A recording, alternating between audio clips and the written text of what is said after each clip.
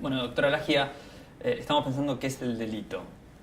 Así que la pregunta es esa y es básica, ¿no? ¿Qué es un delito? Bueno, un delito básicamente es una conducta, que eso ya dice bastante porque hay otros hechos que no son conducta, el pensamiento, y por lo tanto no pueden ser objeto del delito, pero así circunscripto, el delito como conducta que tiene que tener ciertas características, tiene que estar prohibida en la ley, tiene que estar definida legalmente, bueno, tiene que provocar una conducta, tiene que ser lesiva para los derechos de alguien y además tiene que ser culpable. Esas son las características que tiene un delito, pero la más importante de todo es que es un hecho creado por la ley que genera un trato cruel. En la historia del derecho, en la historia también que es la historia también de los últimos 5.000 años, del derecho en la forma que lo conocemos hoy, sobre todo el derecho penal, el delito se sanciona con un trato físico cruento, es decir, la reacción frente al delito siempre es una reacción aflictiva, por eso hay que tener mucho cuidado para todos los operadores que trabajan en la organización, en la economía del castigo en una sociedad, en un gobierno, participan en el gobierno de la distribución del castigo, hay que tener mucho cuidado porque bueno, es decir, se está jugando con fuego. El delito como creación justifica la intervención punitiva del Estado y por lo tanto, bueno, es un hecho cruento, es una organización del sufrimiento y por lo tanto nuestra tarea es reducir esa posibilidad de que un país se deslice o caiga en el gobierno del trato cruel, ¿no? Es decir, el delito permite esa relación entre la población y la autoridad, es decir, autoriza el uso del castigo físico, por lo tanto nuestra tarea es ser muy cuidadosos, restrictivos, disminuirlo al máximo posible, así hay otras alternativas frente al conflicto, porque el delito no solamente tiene esas características formales que menciono, sino también fundamentalmente es un hecho conflictivo. ¿Qué hay detrás de un discurso que, por ejemplo, dice, discurso político, ¿no? Que todos los discursos son políticos, un crimen, un castigo? El primer eslogan de una campaña sea un crimen, un castigo. ¿Qué esconde, digo, al margen de la política en sí, qué esconde como discurso atrás? Y el castigo en general, el maltrato es decir, un maltrato racionalizado, porque la historia de los últimos 5.000 años es racionalizar el maltrato. Por supuesto, el delito son conductas a veces muy, muy graves que van desde el homicidio a las matanzas masivas. Racionalizar el maltrato. Y racionalizar el maltrato frente a un conflicto, es decir, para nosotros nos puede parecer bastante natural y común que frente a un comportamiento que consideramos grave, un robo, un homicidio, respondamos con violencia, es decir, se responda públicamente con violencia bajo la idea que esto lo han pensado los profesores de Derecho y los políticos, como señalás vos, que sin castigo la sociedad, frente al conflicto, la sociedad cae en una anarquía de todos contra todos.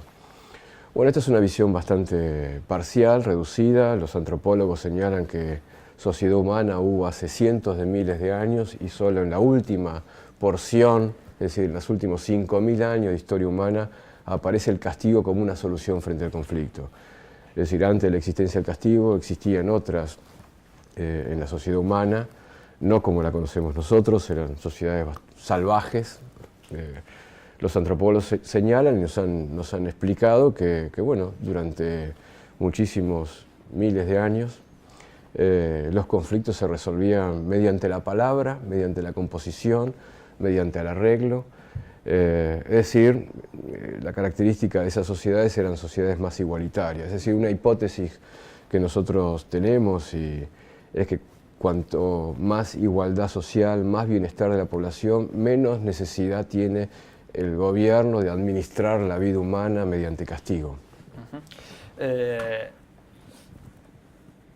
Yendo al circuito, digamos, que hace un delito, cuando llega un expediente de una denuncia que tiene un delito, que alguien infringió la ley, demás, digamos, ¿cuál es el camino? ¿Qué pasa en una fiscalía con un delito? Bueno, en primer lugar, pues, los jueces, los fiscales y los defensores no son los que primero intervienen en lo que llamamos proceso de criminalización. Ese proceso de criminalización no inicia con una actividad judicial, se inicia con una actividad, digamos, del gobierno, que tiene una función de seguridad, lo inicia la policía o la fuerza de seguridad.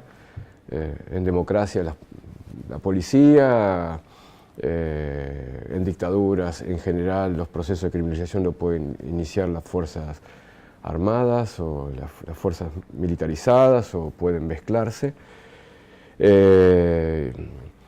el fiscal, en realidad, en nuestro país esperamos prontamente una reforma. Sabemos que hay varios caminos y proyectos de reforma, pero la intervención del fiscal es bastante secundaria. El protagonista esencial de un proceso penal comienza con la policía y sigue con el juez, todavía el juez el juez de instrucción, está muy vinculado con la historia de la Inquisición, todavía tenemos un sistema con características medievales en la Argentina, en el sentido que el protagonismo del juez opaca al resto de las partes, no es un juicio de partes, es decir, el juez lo primero que hace es recibir la denuncia y si hay fundamentos, elementos de prueba, testimonios, pericias, produce lo que se llama declaración indagatoria, es decir, hay una primera vinculación de un sospechoso al caso, luego inmediatamente, si esa prueba se consolida, se lo procesa a un expediente penal. Lamentablemente en América Latina la mayoría de las criminalizaciones que importan no necesariamente delitos graves están acompañadas de una prisión preventiva. La mitad de los presos de América Latina están en esa situación, es decir, presos sin condena. Es una tarea también importante. ¿La mitad de los presos de América Latina? De la mitad de la Argentina, la mitad de la... No, uno cree que la prisión es la consecuencia de haber sido condenado en un proceso. Bueno, eso es falso. O sea que, como se suele decir, se condena más el acto, la peligrosidad del acto que de la persona, digamos. No, quiere decir que... No, al revés, mejor dicho, la peligrosidad de la persona más que del acto. Sí, la idea de peligrosidad siempre juega en el imaginario del juez, del policía, del criminólogo. Siempre hay una idea de que el delito es lo más peligroso, cuando en realidad hay muchísimas otras situaciones peligrosas en la vida sin que tengan esta respuesta y el tratamiento punitivo.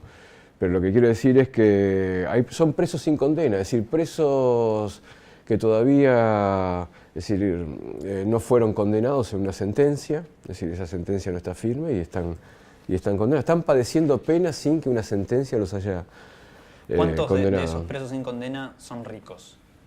No, bueno, no. Ricos prácticamente, ni ricos ni genocidas son los clientes habituales del sistema punitivo a lo largo desde que aparece la pena como una función política, es decir, de gobernar, es decir, desde que aparece el Estado, el proceso de selectividad es una característica es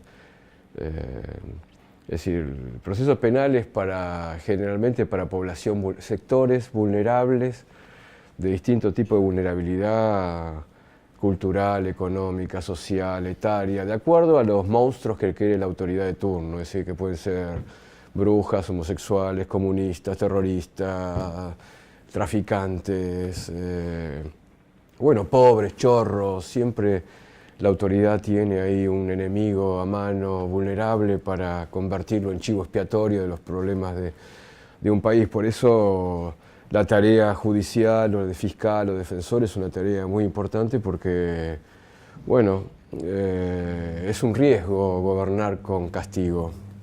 Claro.